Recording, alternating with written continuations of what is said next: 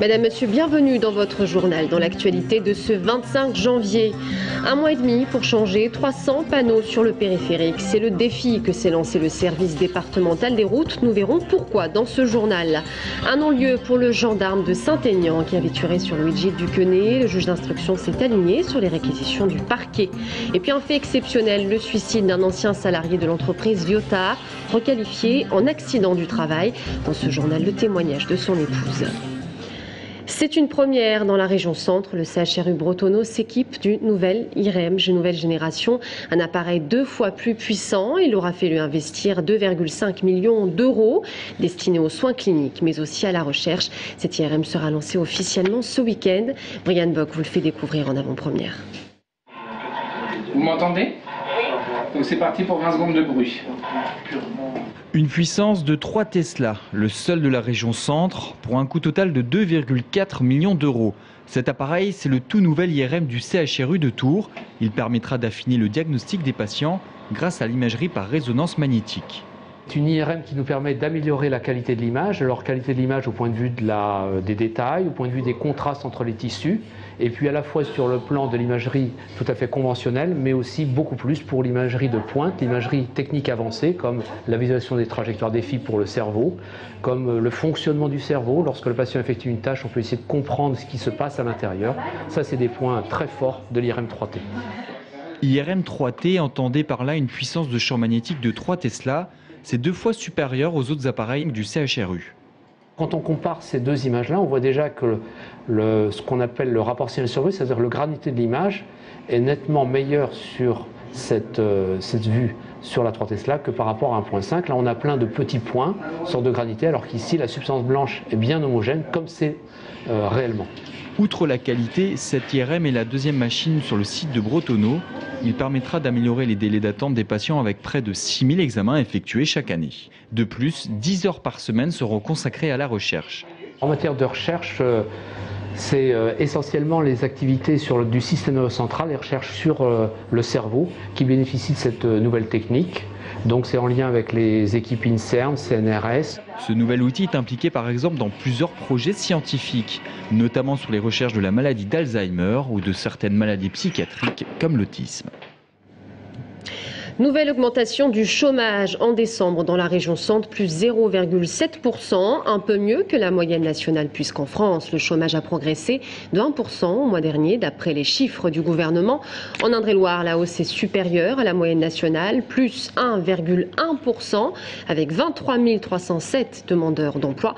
En revanche, dans le Loir-et-Cher, légère baisse du chômage, moins 0,3%, soit 12 404 demandeurs d'emploi. Et justement, emploi avec un secteur qui recrute les services à la personne. 100 000 nouvelles embauches sont prévues d'ici 3 ans en France. Dans les mois qui viennent, une des grosses entreprises du secteur prévoit d'embaucher 90 personnes à Tours. On écoute Michel Roulet, porte-parole de ce groupe. Les demandes sont importantes. C'est un secteur qui est en permanence, en développement.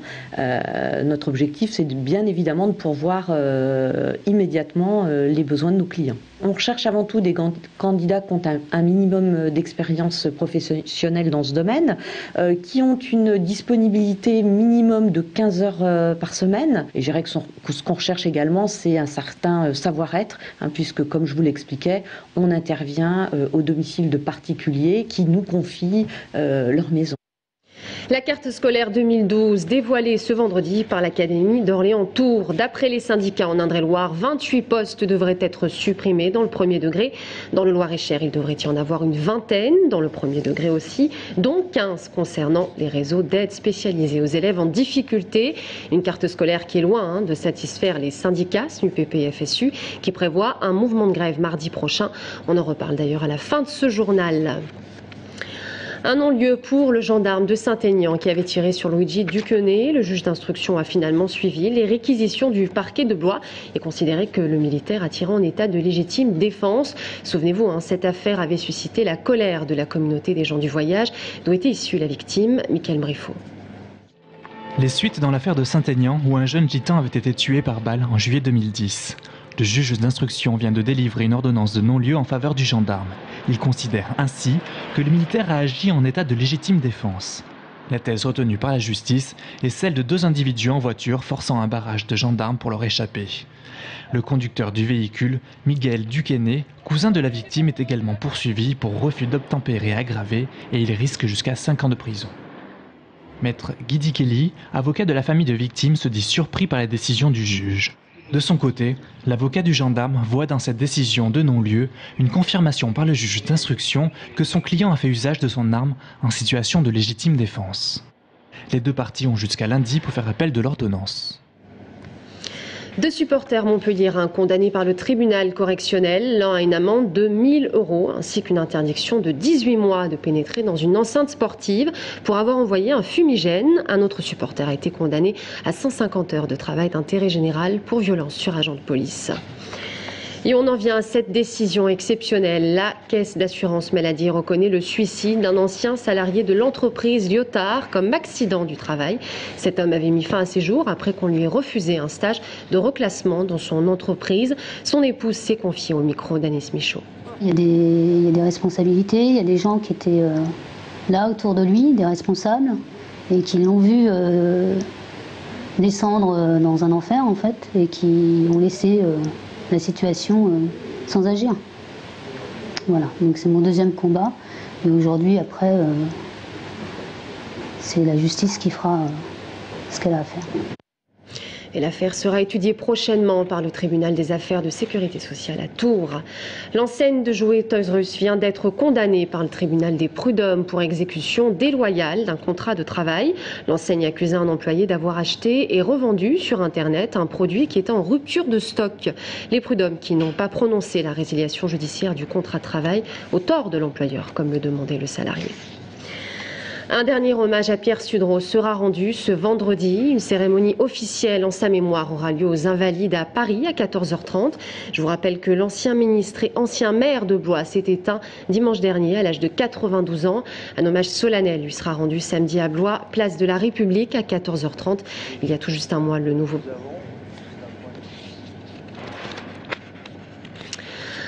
le nouveau périphérique nord-ouest ouvrait chaque jour. Ce sont 18 000 véhicules qui circulent sur ce tout nouveau tronçon dans les 2 sens. Conséquence, il faut aujourd'hui changer 300 panneaux de signalisation. Michael Briffaut. Avec l'ouverture du nouveau tronçon du périphérique, ce sont plus de 300 panneaux de signalisation à modifier. Un chantier impressionnant, surtout pour les plus grandes structures. On dépose le panneau par terre et on démonte tout ce qui est boulonnerie, pales et tout. Et on rassemble le panneau. Une fois l'opération réalisée, on relève de la même façon dont on l'a descendu. La difficulté, c'est les surfaces, les conditions climatiques, le vent notamment, qui peuvent entraîner certaines difficultés au positionnement. Les travaux concernent principalement les voies d'accès au périphérique. Les différents chantiers mobiles ont débuté le 9 janvier et se termineront fin février. Le tronçon du nouveau périphérique est ouvert depuis fin décembre, ça engendrerait une circulation supplémentaire. Ça a aussi engendré le fait qu'il a fallu modifier la signalisation directionnelle sur l'ancien périphérique pour pouvoir être en concordance avec le nouveau périphérique. Le coût de cette opération est de 250 000 € payé par le Conseil général. En bref, la bretelle d'accès à l'A10 sera fermée aux véhicules pour des travaux de réparation des murs de soutènement. La circulation sera donc interdite de mardi à jeudi prochain, de 8 h à 18 h et vendredi de 8 h à midi. Prenez donc vos précautions. Et on termine avec ces quelques mots de sport et cette bonne nouvelle pour le TVB qui a pris sa revanche sur la SCAN hier soir. L'équipe s'est donc qualifiée pour la demi-finale de Coupe de France. Le score 3-0. Les hommes de Pascal Foussard se préparent maintenant à affronter Montpellier ce samedi au Palais des Sports à 18 h. Voilà, c'est la fin de ce journal. Merci de l'avoir suivi. Dans un instant, je reçois Vincent Martinez en tant qu'invité de la rédaction. A tout de suite.